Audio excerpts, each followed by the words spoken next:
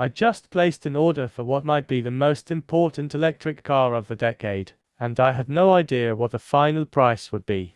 Welcome back to Winds of Thought. I'm coming to you with raw, first drive excitement because today is the day I've committed to buying the BYD Seagull, known in Australia as the Atto 1. This tiny, affordable Chinese EV is the one I've been obsessing over since I first saw it overseas. It promises to rewrite the rules of budget electric mobility. This video is the full story, from the nervous, blind pre-order to the moment I finally get the keys. We'll break down exactly why this car is such a big deal, what you get for your money, and answer the ultimate question: is this groundbreaking EV a true bargain, or are you better off spending a little more on something else? Let's find out. The journey starts right here, at my computer. The pre-order portal is alive. It's a leap of faith. The configurator is up, but the final drive-away price, a complete mystery. As someone who analyzes value for a living, this goes against every rational bone in my body. But sometimes, you just know. I first drove this car months ago and was stunned by its packaging and feel. So today, I'm throwing caution to the wind.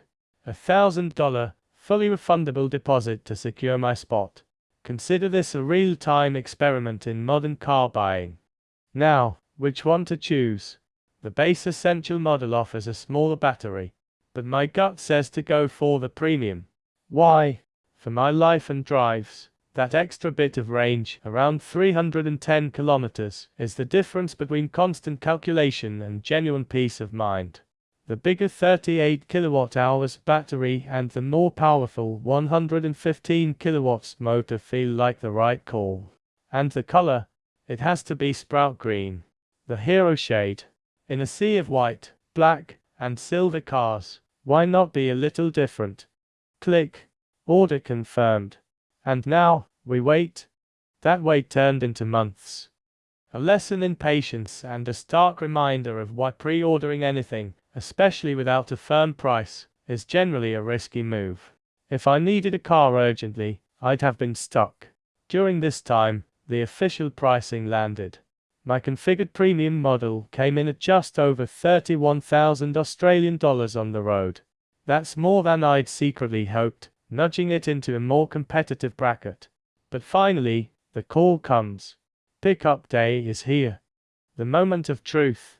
Walking into the delivery center in Clayton, there it is. My sprout green Seagull, complete with a ceremonial bow. First impressions. It looks fantastic. More aggressive and sporty than the version I saw initially, with a redesigned bumper that gives it serious presence for such a small car. They've even updated the software for our market, with clearer English and over-the-air update capability. Let's pop the boot. It's a practical space for a car this size. The inclusions are thoughtful. A standard trickle charger for home outlets and, excitingly, a vehicle-to-load adapter.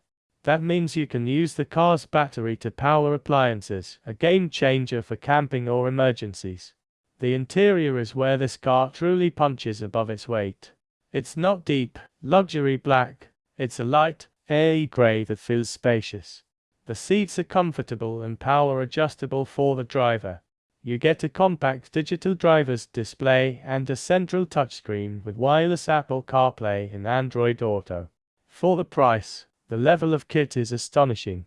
But a car is defined by how it drives, not just what's on the spec sheet. Time for the first drive. Sliding into the driver's seat, the position is great. Visibility is excellent. In city traffic, this thing is in its element. The immediate electric torque makes starting through gaps effortless. The suspension is tuned for comfort, soaking up bumps nicely, but it doesn't feel floaty or uncontrolled. There's a fun, cheeky character to it. You can feel the torque steer if you really punch it, which in a weird way, adds to the hot hatch vibe. It's genuinely engaging to drive within legal limits.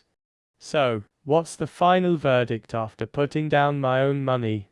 The BYD Seagull Atto 1 is a landmark car. It proves that affordable no longer has to mean compromised in the EV world. The interior space, the tech, the decent driving dynamics, it delivers a cohesive, premium-ish experience that rivals costing thousands more simply don't match. However, the value equation has shifted. At over $31,000 on the road, it's no longer the undisputed, dirt cheap champion. You're now looking at cars like the MG's EV, a small SUV with more space. The Seagull makes its case not on being the absolute cheapest, but on being the most compelling complete package at its price point. This isn't just a cheap car, it's a statement that quality electric mobility is finally within mainstream reach. If you want an efficient, surprisingly fun, and well-equipped city car that stands out from the crowd, the Seagull is incredibly easy to recommend. But if your absolute priority is the lowest possible entry price or you need maximum interior space, the landscape is more competitive than ever.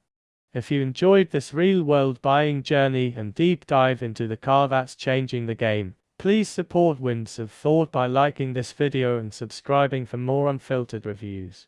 I'll be living with this car, so let me know in the comments, what long-term tests or questions do you have about the BYD Seagull? True value isn't about the lowest number on the sticker, but the most innovation you get for it.